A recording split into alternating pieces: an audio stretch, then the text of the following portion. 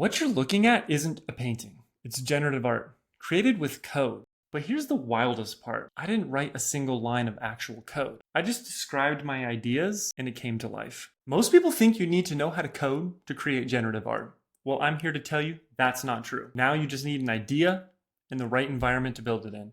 And Juno is that environment. We're gonna create a fine piece of generative art today, but here's the kicker. We're not gonna write a single line of code. We're going to describe our ideas and let Juno do the rest. Hey Juno, draw a single square in the center of the canvas. Let's use a muted color like charcoal, off-white, or sand.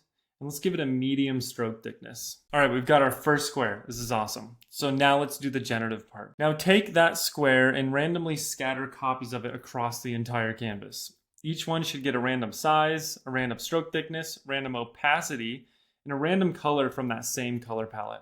Allow the squares to overlap and make sure that we generate enough to fully fill the canvas. Okay, now we're getting places and this is starting to look good.